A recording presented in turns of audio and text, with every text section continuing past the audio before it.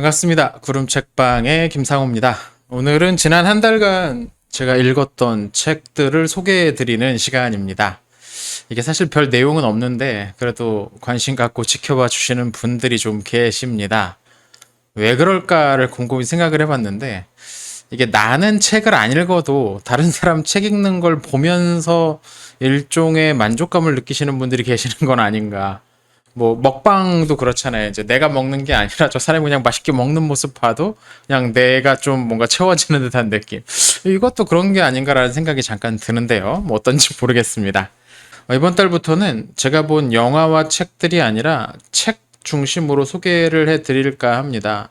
구름 책방이기도 하고 요새는 제가 영화를 그렇게 많이 못 보더라고요. 한 달에 뭐 한 두 편, 세 편 정도밖에 못 봐서 굳이 영화까지 여기 끼울 필요는 없겠다라는 생각이 좀 들어요. 이번 달 가장 먼저 완독한 책은 미로슬라브 볼프랑 매슈 크리스문이 함께 쓴 세상에 생명을 주는 신학이라는 책입니다.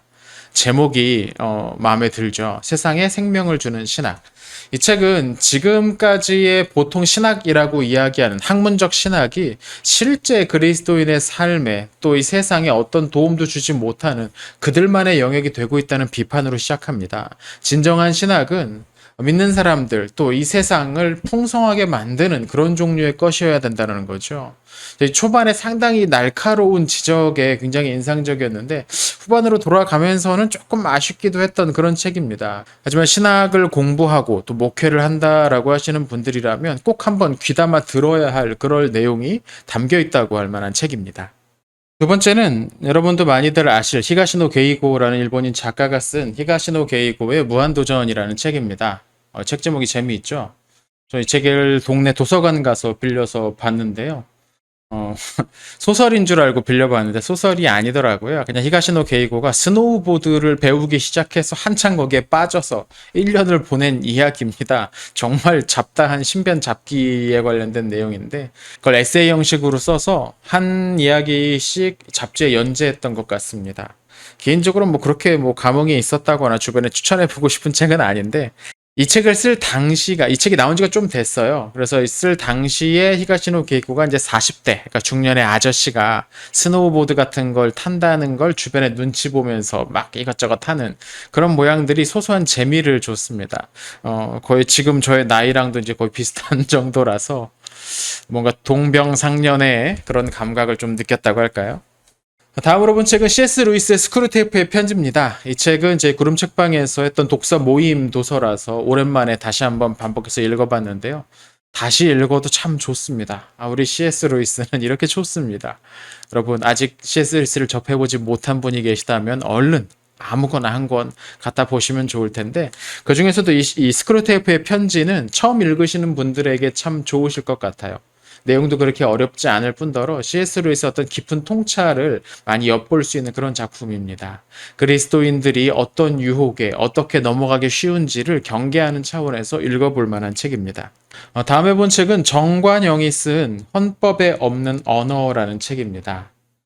이 책은 우리가 생각을 하면서 헌법은 조금 멀지 않나? 우리의 일상생활하고 직접 관련돼? 뭐 이렇게 생각하기 쉬운데요.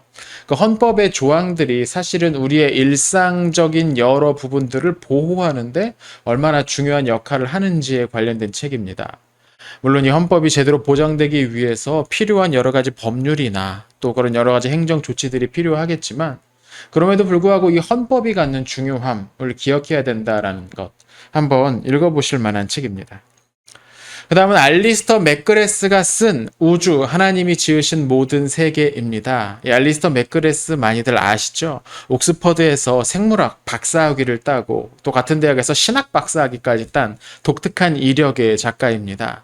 이 책에선 우리가 흔히 신앙과 과학은 서로 충돌한다, 서로 다른 이야기를 하고 있다라는 고정관념이 있는데요. 저자는 이 책에서 그 둘이 같은 이야기의 다른 양상을 보여주는 것일 수 있음을 효과적으로 설명해 주고 있습니다. 이 주제와 관련돼서 그렇게 어렵지 않으면서도 필요한 내용 꼭 담고 있는 책이 아닌가 싶습니다. 이번 달에 한 권을 꼽으라면 저는 이 책을 꼽고 싶네요. 다음으로 본 책은 고양이가 지구를 구한다라는 재밌는 제목의 책입니다. 정확히 얘기하면은 웹툰을 옮겨낸 웹툰 집이죠. 이 책은 전자도서로 봤어요. 서울 전자도서관이라는 곳에 얼마 전에 등록을 해서 한번 이것저것 돌리다가 처음으로 빌려본 책이었습니다. 이런 종류의 책들은 요새 많이 나오죠. 길고양이를 입양을 해서 함께 살면서 느끼는 여러 깨달음 같은 것들을 잔잔하게 풀어낸 그런 작품입니다. 그렇게 머리가 아프지도 않고요. 또 그 안에 담겨 있는 내용도 너무 무겁지도 않아서 가볍게 읽어볼 만하지 않나라는 생각이 듭니다. 다음으로 본 책은 콜린 맥컬로가 쓴 풀립관 3권입니다. 마스터스 오브 로마 시리즈의 두 번째 시리즈죠. 풀립관. 이 3권으로 이 두 번째 시리즈가 완료가 됩니다. 공화정 말기의 여러 역사들을 몇몇 인물들을 중심으로 재미있게 재구성해낸 역사 소설이죠. 이번 건의 주인공은 술라였는데요. 이 사이코패스적인 성격을 아주 여실하게 드러내면서 강한 권력에 대한 욕구, 열망을 보이는 그의 성격 묘사가 아주 책을 보면서 막 인상이 찌푸려질 정도로 실감나고 잘 써놨습니다. 이 시리즈는 앞으로도 계속 읽을 건데요. 관심이 있는 분들은 한번 쭉 읽어보시면 좋을 것 같습니다. 다음으로 본 책은 월터 브루그만이 쓴 마침내 시인이 온다라는 책입니다. 월터 브루그만의 책이 어렵습니다. 이 책도 조금 어려워요. 이 책은 설교자들, 목회자들이 시인이 되어야 된다라고 이야기합니다. 시인이 된다라는 건 무슨 운문으로 글을 많이 써야 된다 그런 이야기가 아니고 이 세상을 시인의 관점으로 볼 수 있어야 된다라는 거죠. 세상의 지배적 이데올로기에 순응하게 만드는 그런 산문적 질서가 아니라 그 세상을 뛰어넘는 새로운 시선을 가지고 있어야 한다. 그렇게 설교하고 그렇게 목회를 해야 된다라는 책입니다.